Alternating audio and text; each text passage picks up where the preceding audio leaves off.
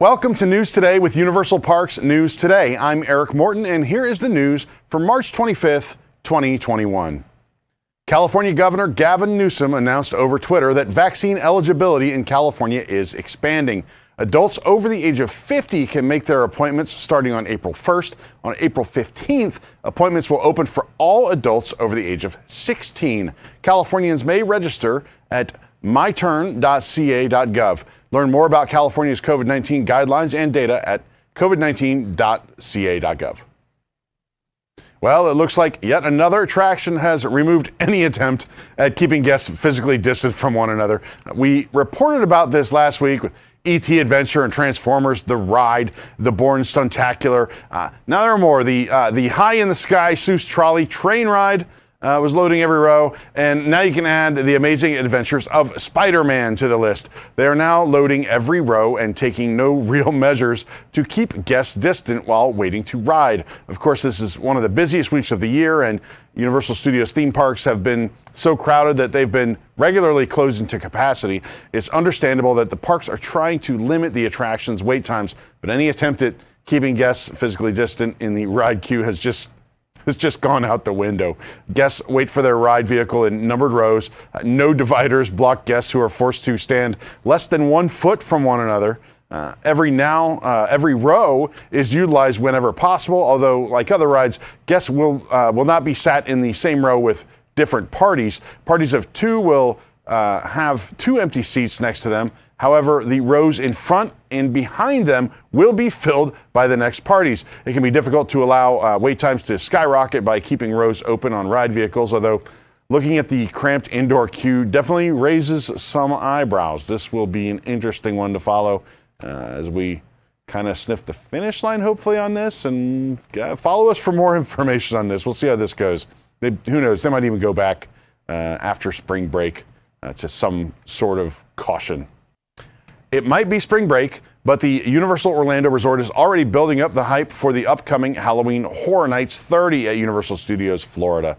The latest speculation map has surfaced thanks to @HNNightmares on Twitter. 3 houses debuted last year with physical distancing, masks, plexiglass for safety, etc., although the official Halloween Horror Nights 2020 event was canceled. Also on the map, in addition to the houses and scare zones, there's a fountain show at the lagoon, and the Fear Factor Live Stadium is designated as a U-Rest area. There's also a list of attractions that will be open during the event: Hollywood Rip Ride Rocket, Transformers, Revenge of the Mummy, the Simpsons Ride, Harry Potter and the Escape from Gringotts, and Men in Black would also be open in addition to the haunted houses. We're dying for a full event, so head over to our site to check out what fears could be awaiting us this year.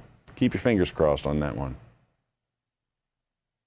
The torches illuminating the velociraptors at the entrance to Jurassic World Velocicoaster at Islands of Adventure have been turned on again. Previously, the torches were seen being tested at nighttime. This is our first time catching them on in person. There are 2 torches, one on either side of the attraction's entrance sign, each beneath a velociraptor. Though not as striking during the daylight hours, the torches add an extra level of ambiance to the attraction.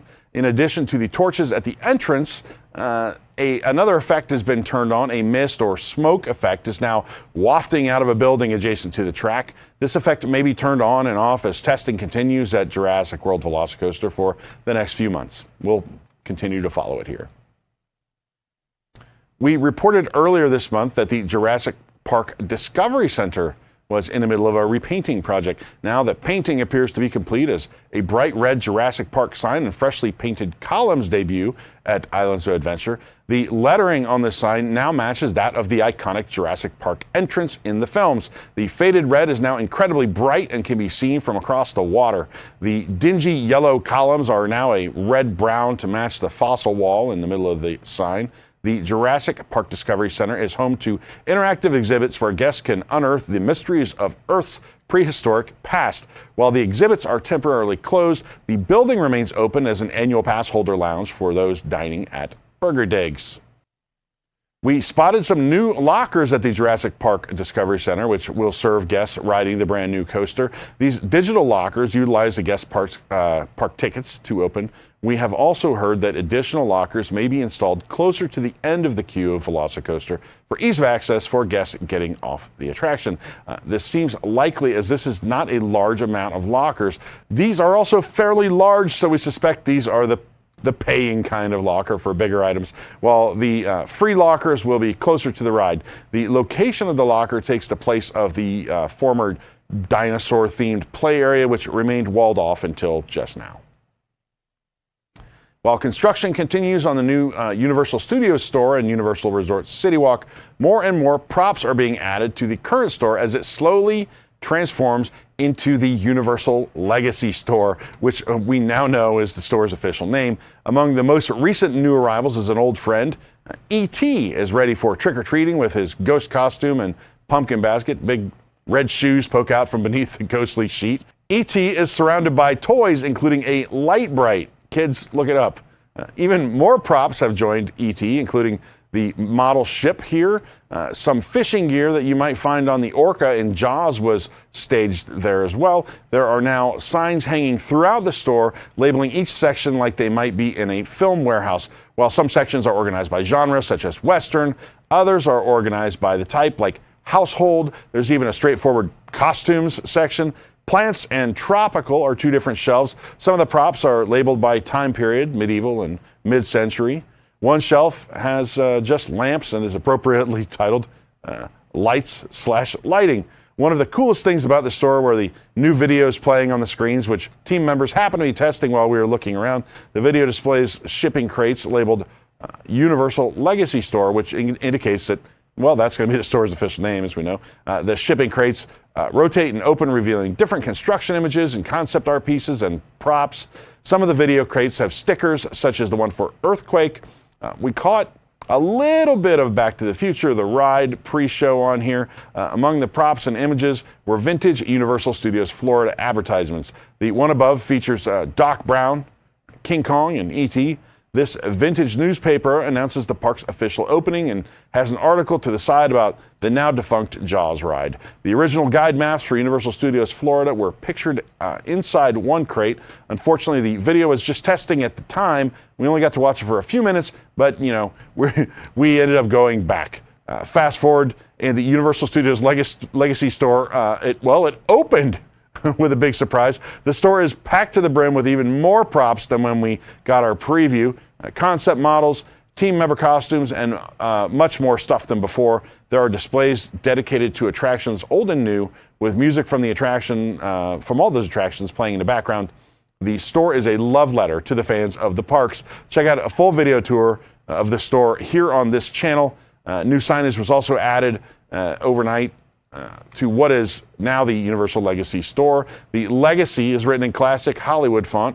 Two new gargoyle statues sit on top of the wooden crates while guarding the store. The Universal globes that sit just on top of the sign now say Universal, as opposed to Universal Studios Store.